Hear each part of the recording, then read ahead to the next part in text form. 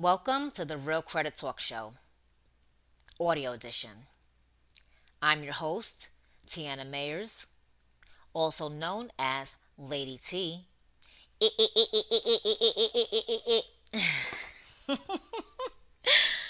founder of Beyond Credit Limits Corporation. And this is where we break down how credit actually works.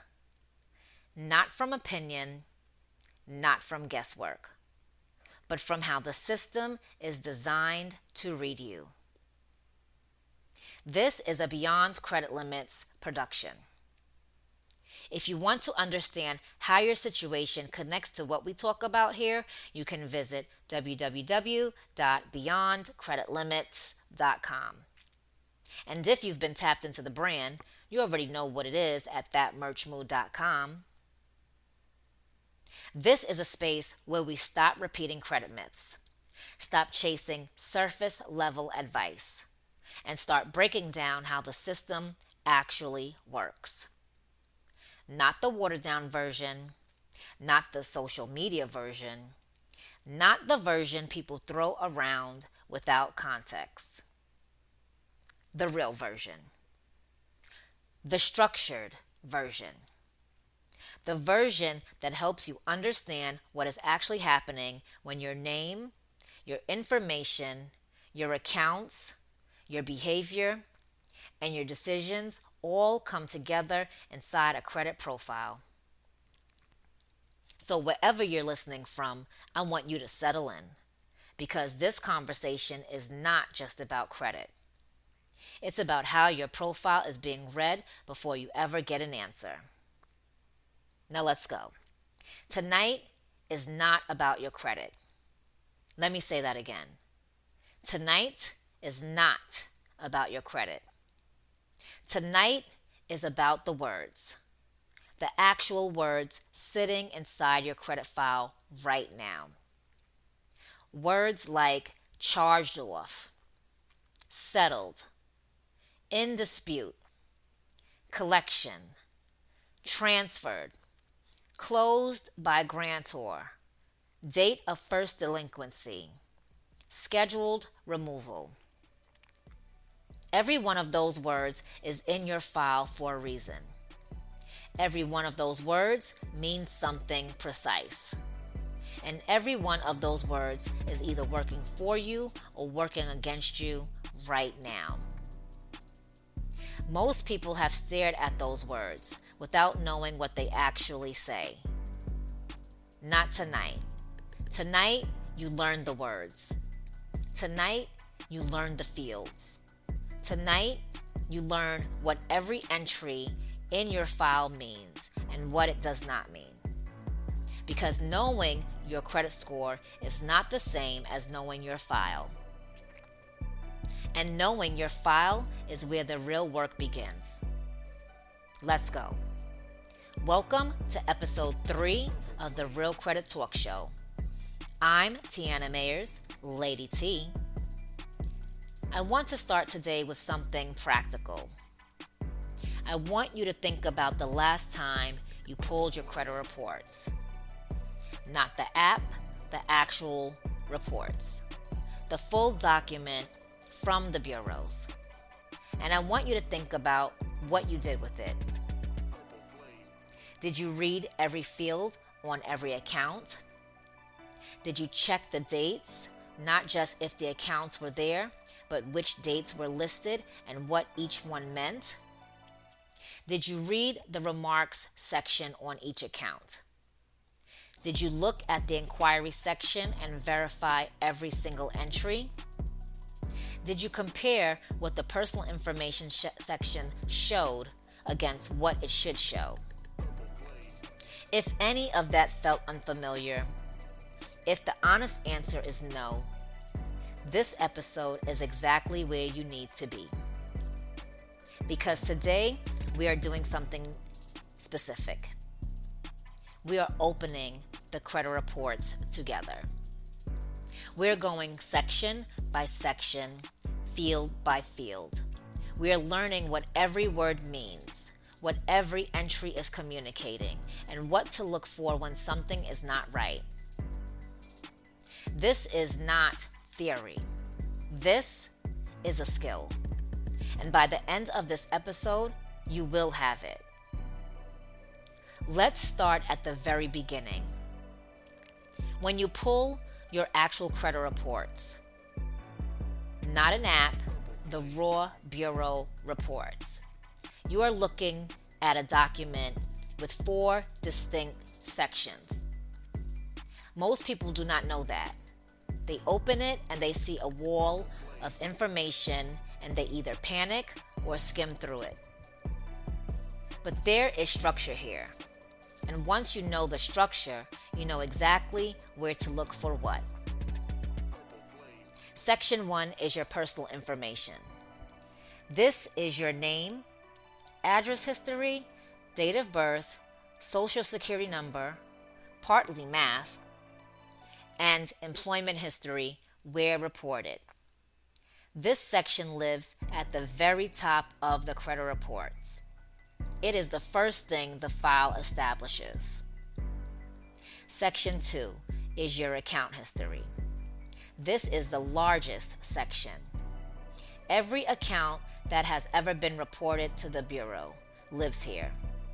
Credit cards, car loans, mortgages, student loans, personal loans, collections, charge-offs, open accounts, closed accounts. All of it is in this section. Section 3 is public records. Bankruptcies primarily.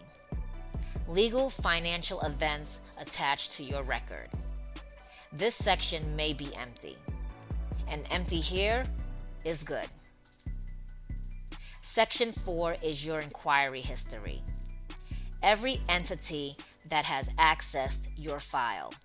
Hard pulls, soft pulls, the complete record of who has been in your file and when. 4 sections, each one with its own vocabulary, each one telling a piece of the picture. Tonight we go through all of it, starting with the section almost everyone skips. The personal information section. This is the first thing in your credit report, and the first thing most people skip. It feels like a header. It feels like the boring part before the real information starts. I need you to stop skipping it. Here is what lives in that section and what to look for in each field. Your name. Every variation of your name that has ever been reported by a creditor will appear here. Your full legal name, a nickname, a maiden name, a hyphenated version, a misspelling a creditor entered and never corrected. What you are checking is your correct legal name. That is what should be there. Any variation that is not a legitimate version of your name, something you do not recognize at all, is worth flagging for investigation. Your address history.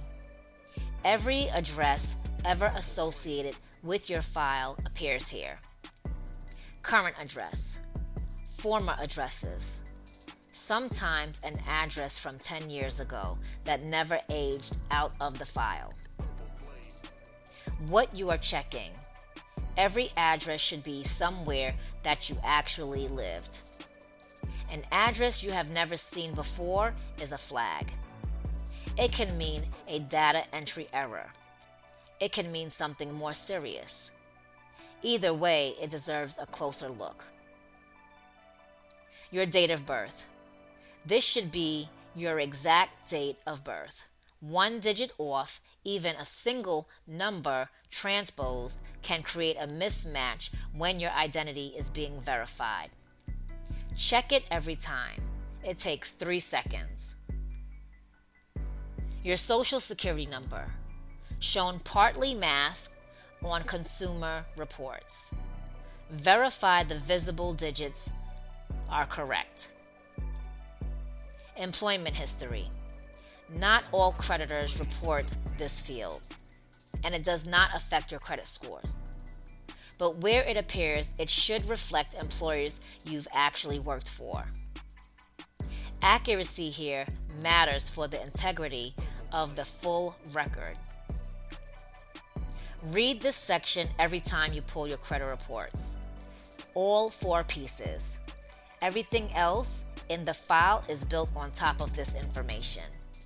If these fields have errors, those errors can affect how everything else in the file gets processed. Now let's get into the account section. This is the section with the most information and the most vocabulary people do not fully understand. Every account in this section has a status field. That status is a single word or short phrase, and that word is carrying a very specific meaning. Let's go through every status you are likely to see. Open. The account is still active, still being used, still available, or still being reported as current. An open account in good standing adds to your active history, your available credit, and your payment record. An open account that is delinquent or over limit is a live, active negative that is feeding into your file every month. Closed. The account is no longer active, but closed does not mean gone from your credit report. A closed account still reports. A closed account with a clean history still contributes positively. A closed account with late payments or derogatory remarks still carries that history on the file. Closing an account does not erase what happened on it. Charged off. This is the one people misread the most. A charge-off does not mean the debt disappeared. It means the original creditor wrote the balance off as a loss on their internal accounting books. They may still own the debt, or they may have sold it to a collector, but the balance still exists, and the charge-off still reports as a serious derogatory remark. Collection. A collection account means the debt was transferred, sold, or assigned to a third-party collector. It appears as a separate entry on the credit file, in addition to the original account in many cases. So one unpaid debt can generate 2 negative entries. Both can report, but both have to be accounted for separately. Transferred. The account moved, usually to another servicer, or lender. Again, the account moved, usually to another servicer or lender. The history should follow it, but monitor for gaps in reporting during the transfer window. Paid. The balance reached 0, but paid does not automatically mean removed. A paid collection still reports as a collection. A paid charge-off still reports as a charge-off. The status may update to reflect payment, but the derogatory notation can still remain on the file for up to 7 years from the date of first delinquency. Settled. The account was resolved for less than the full balance. The creditor accepted a partial payment as resolution. Settled communicates that the full obligation was not met. That distinction matters in certain underwriting reviews. In dispute. The account is currently under active dispute. Some scoring models exclude accounts in dispute from the calculation. That can temporarily affect the credit scores. And once the dispute closes and the account comes back in, the credit scores can shift again. This is why timing around disputes matters so specifically. Every status is a word. Every word has weight. Now you know exactly what they weigh. Inside every account entry, there are multiple date fields. And most people read dates as timestamps. They are not timestamps. They are legal markers. They are scoring triggers. And they control how long information stays on your report and how long it is being read right now. Here are the date fields that matter most. Open dates. Dates opened. Same thing. The date the account was opened, first opened. This field contributes to the age of your credit history. Older accounts in good standing add depth to your file. This is why closing your oldest credit card is often not the right move, even if you are not using it. That open date is contributing to your length of history. Remove the account and you may lose that contribution permanently. Date of last activity. The last time something happened on that account. A payment, an update, a charge, a balance change. For negative accounts, this date is worth watching. If a collection agency updates the account, even just to add a note or confirm the balance, that can refresh the last activity date. A recently refreshed date on a negative account can behave differently in a scoring model than an older, quieter one. Date of first delinquency. This is the single most important date in any negative account on your report. The date of first delinquency is the date the account first went past due and was never brought current before the negative event occurred. This date and only this date determines when the account must be removed from your report. Under the Fair Credit Reporting Act, most negative information can remain on a consumer credit report for 7 years from the date of first delinquency.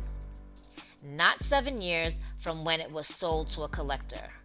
Not 7 years from when you paid it. Not 7 years from when the collection agency first reported it. 7 years from the original date the account was first delinquent and stayed that way. This matters because there is a practice called re-aging.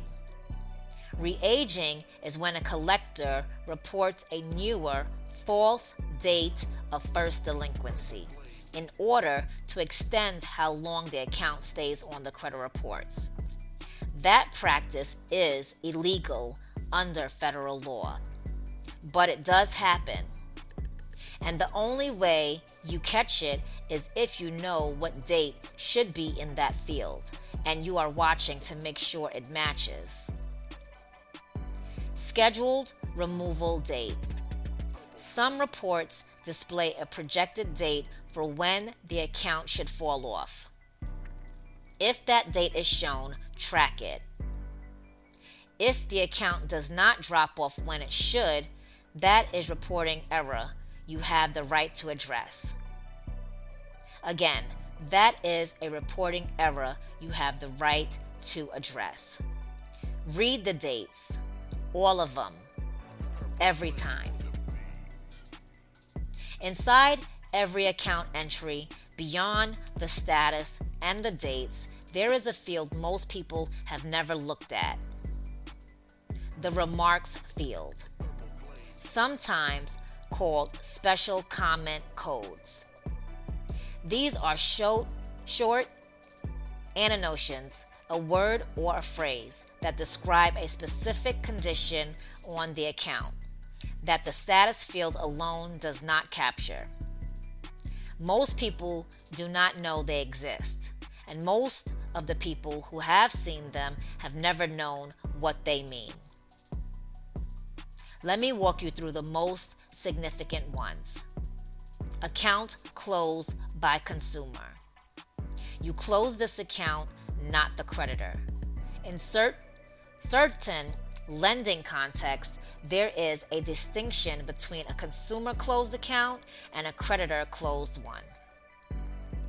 Neither is claustrophobic on its own, but the remark is there and it is readable. Account closed by credit grantor. The creditor closed this account. Creditors close accounts for different reasons: inactivity, risk, policy changes.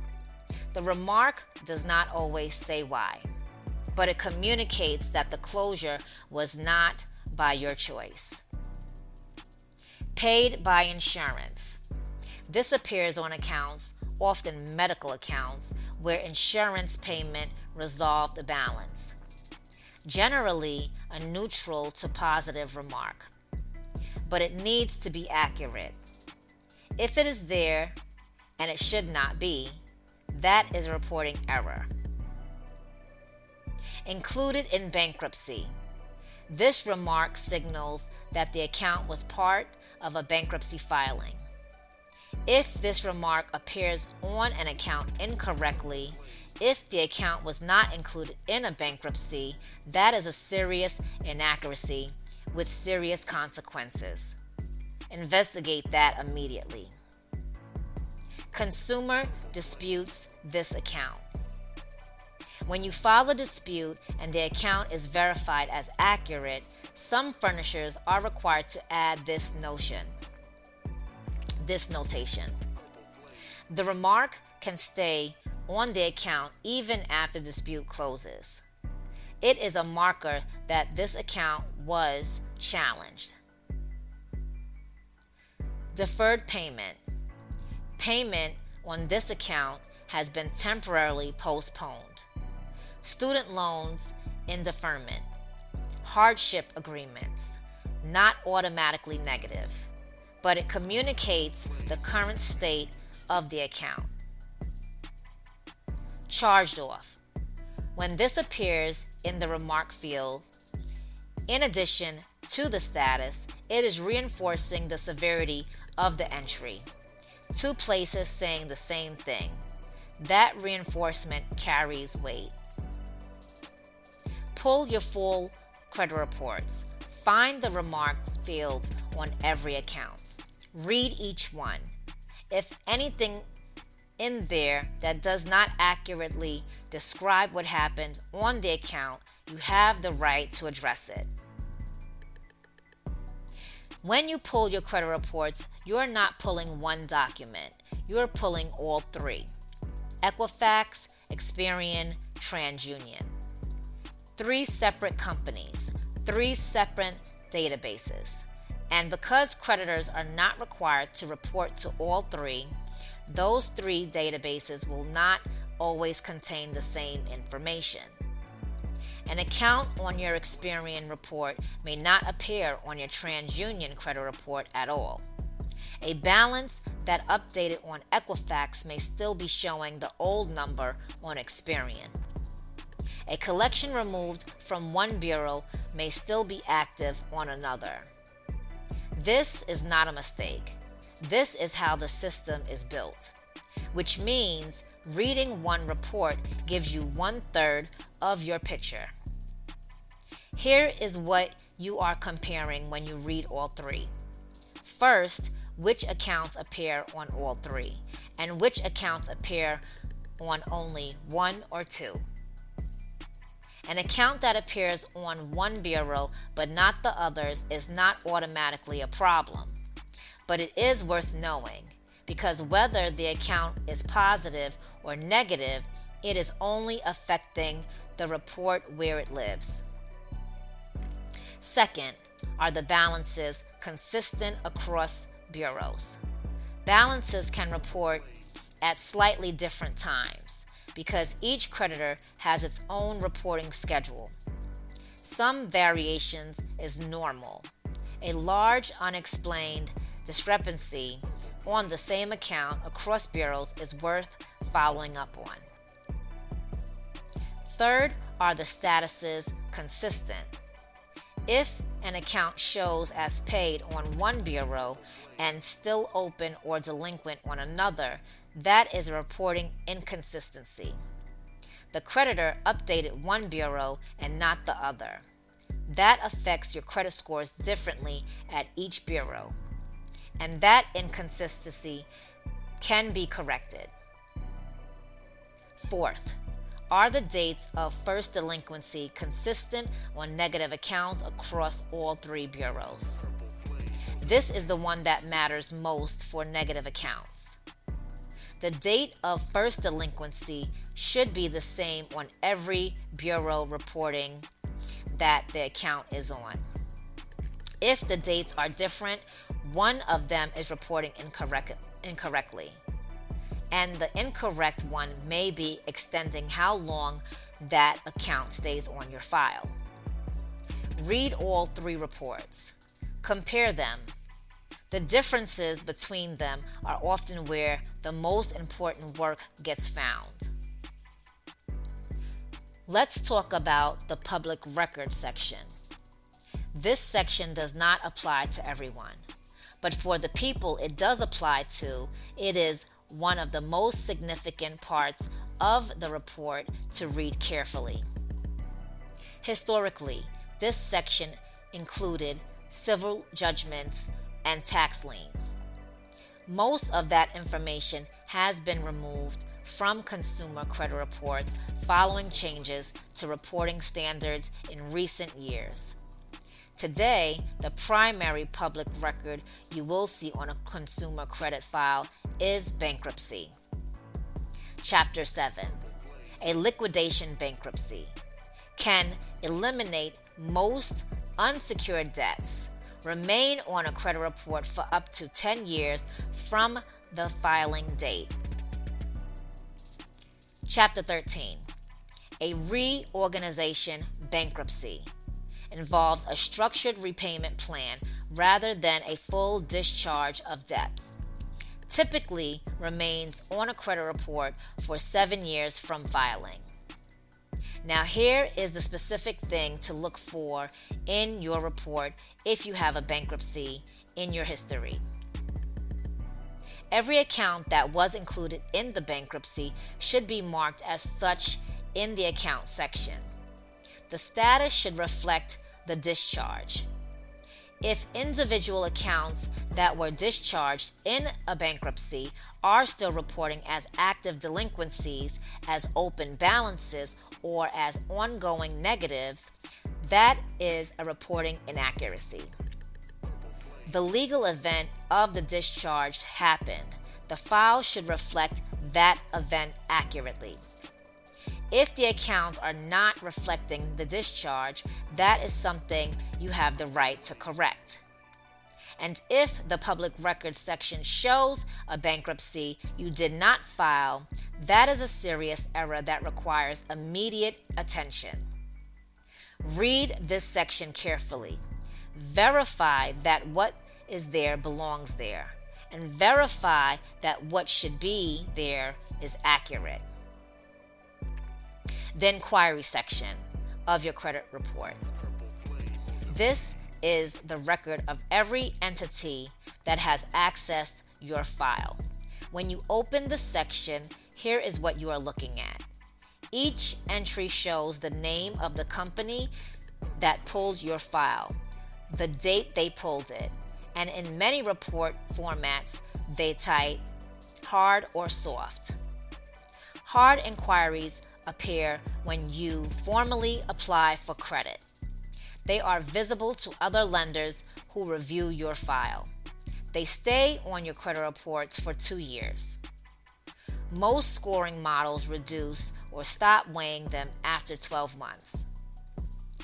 Soft inquiries appear for everything: your own credit checks, pre approval reviews, account reviews by existing creditors, and certain background checks.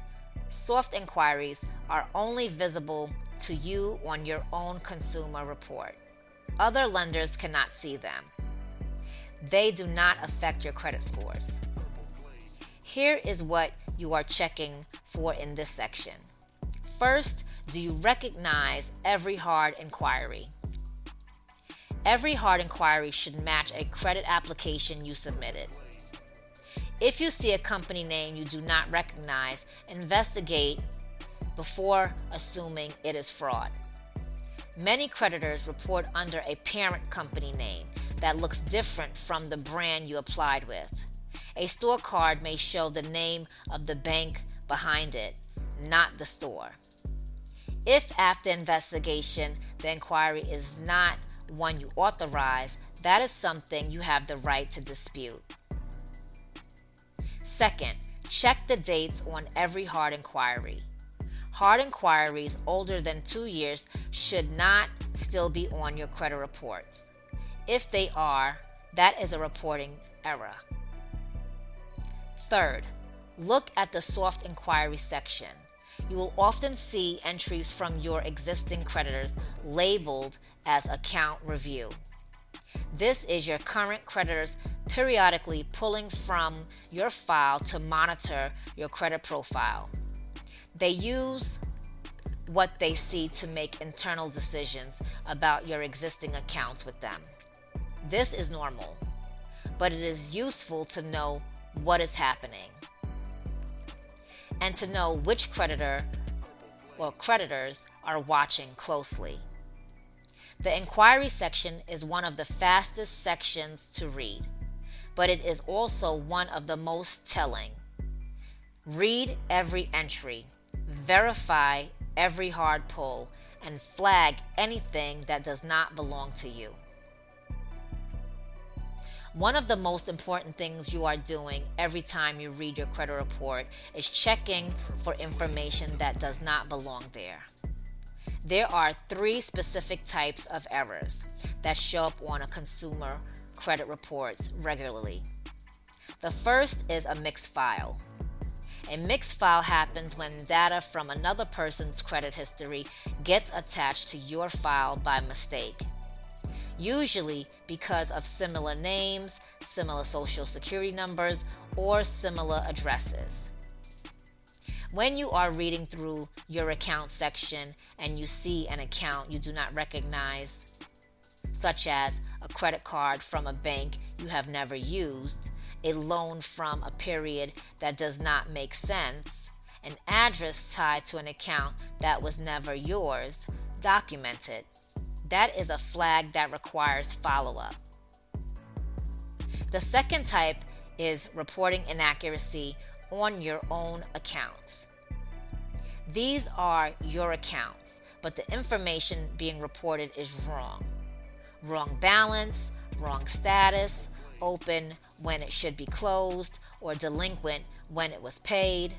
Wrong date, particularly the date of the first delinquency, which controls how long the negative stays on your report. Wrong account number, wrong payment history, a late payment marked in a month you paid on time.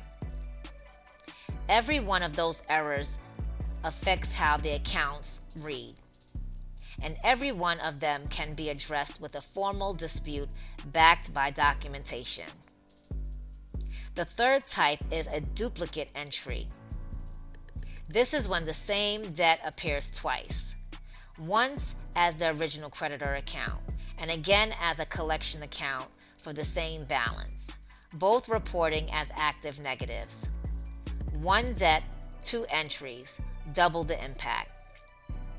When you are reading your account section, look for accounts that appear to describe the same original debt, same creditor, same amount, different account numbers, or an original account alongside a collection account for the same balance where both are still showing as active negatives. Read every account. Read every field. Anything that does not match your own records is worth documenting and following up on.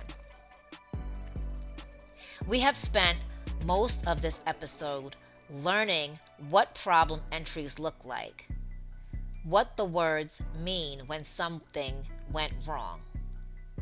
Now let me show you what the clean version looks like when you open that report. In the personal information section, a clean file shows your legal name as the primary name, a logical address history that follows where you actually lived, a correct date of birth, no unfamiliar addresses, no unexplained name variations that do not belong to you. In this account section, a clean file shows accounts with the status current. Again, in the account section, a clean file shows accounts with the status current.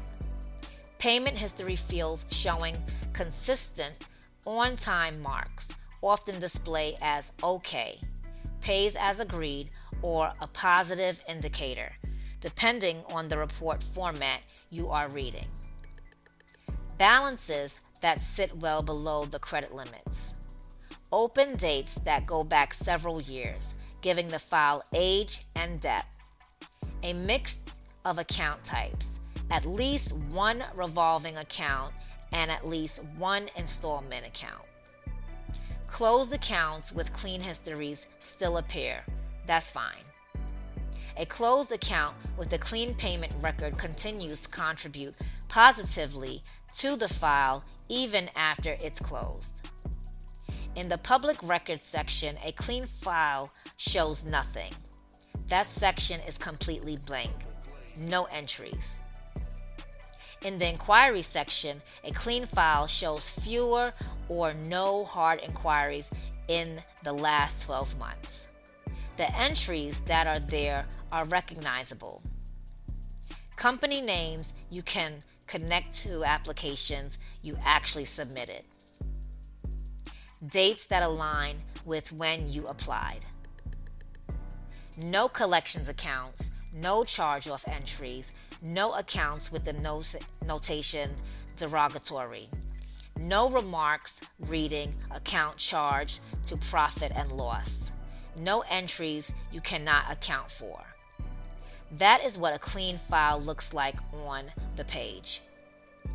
Now what you have seen is both sides. You know what the problem words look like, and you know what the clean word looks like. That is file literacy. And that is what changes how you work with these informations going forward. I want to address something before we close out this episode. Most people are not reading their actual credit reports. They are reading a credit monitoring app, such as Credit Karma, Experian, MyFICO. Any platform that displays your credit score and a summary of your file. These tools have value. I am not telling you to delete them, but I need you to understand what they are and what they are not. A credit monitoring app is a simplified presentation of your credit report data. It takes the raw information, formats, and puts it into an interface, categorizes it, and shows you a version that is easier to scan. Your actual credit report is the raw source document. Every field, every entry, every date, every remark, every piece of data, exactly as it was reported. The app interprets the report. The report is the record. And the app does not always show you everything in the record. Remark codes may not display. Certain status variations may be simplified into a single label. An account the app shows as closed in good standing may have a remark in the actual report that describes a condition you have not seen. Errors that exist in the raw data may not trigger a visible flag in the app's interface. The skill we built tonight, reading the actual report section by section, field by field, cannot be replaced by checking an app score.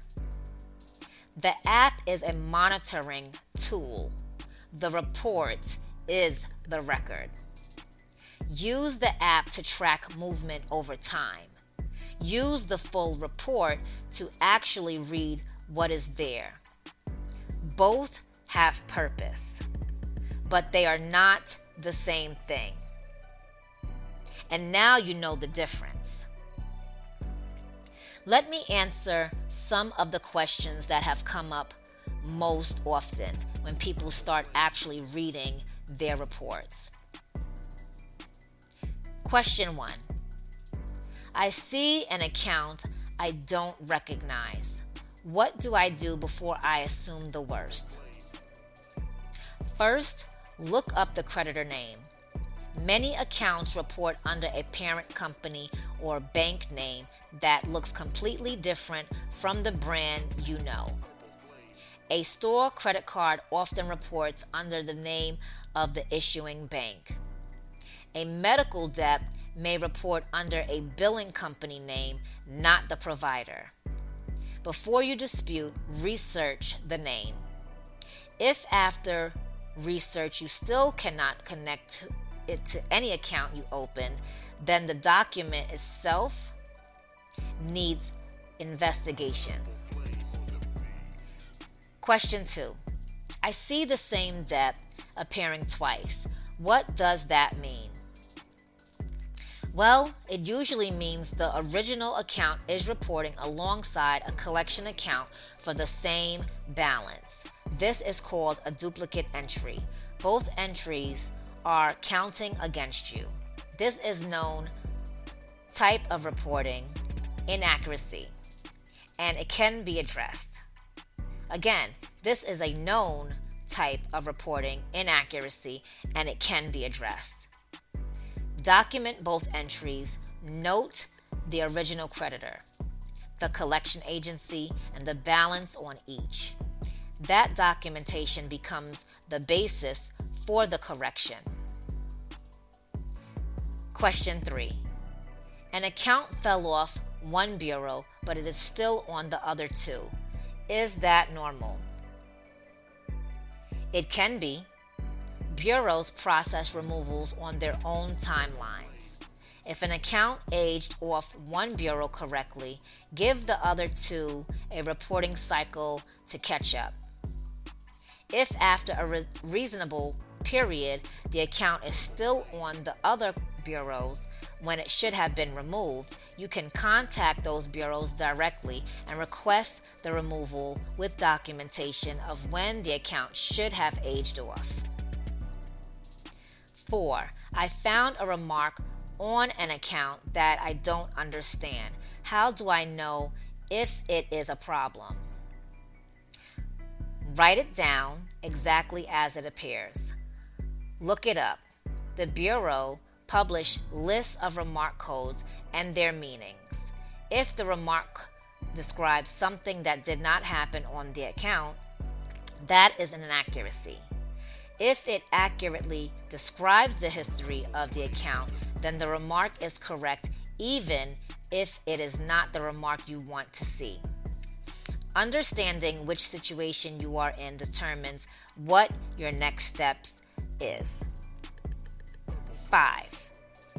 How often should I pull my full reports? Okay, so this is a good question. At minimum, once a year from all three bureaus. At annualcreditreport.com, you can access your official bureau reports. If you are actively working on your credit, or if you are preparing to apply for something significant, pull them more frequently. The goal is to always know what your file says before someone else is reading it and making a decision from it. We started this episode with a question. If you pulled your full credit report right now, could you tell me what every field means? By the end of this episode, the answer to the question is different than what was at the start. You know what is inside the personal information section and exactly what to check in each field. You know what every account status means, not just the label, but what it is communicating and why the distinction between paid and settled matters. You know the dates in your file are legal markers, not just timestamps. And you know which date controls how long a negative stays on your report. You know the remark codes are, where to find them, and why reading them is not optional. You know how to compare three reports side by side and what inconsistencies between bureaus actually mean. You know what a clean entry looks like on the page so you can tell when something is not right. And you know the difference between the app and the report and why that distinction matters every time you sit down with your file. That is file literacy. And file literacy changes what you are able to do next because you cannot correct what you cannot read. You cannot protect what you do not understand. And you cannot build strategically on a foundation you have never actually examined. Now you have examined it. Now you know what you are looking at. If there is one thing I want to take from this episode, episode 3, it is this. Your credit report is not a summary. It is a document. And documents have to be read, not scanned, not skimmed, not checked on an app and closed. Read, field by field, section by section, entry by entry, because every field in that document is a field about you. Again, because every field in that document is a field about you. Every date is a date that controls something. Every word in a status or a remark is doing something inside your profile, whether you have read it or not. The people who work with credit most effectively are not the ones with the highest scores. They are the ones who know their file, who can open that report, read every section, and tell you exactly what it says, what it means, and what, if anything, does not belong there. That is the skill. And tonight, you built it. Before I close, I want to leave you with this. No question is insignificant. Your questions matter because you matter. And the reason I say that is because confusion is expensive. Misunderstanding is expensive. Looking at a document you own and not knowing how to read it is expensive in ways that add up over years. So the next time you pull your report, do not skim it. Read it. Read the personal information section. Read the account statuses. Read the date fields. Read the remarks. Read the inquiry section. Read everything because every entry in that file is an entry about you. And you deserve to know what yours says.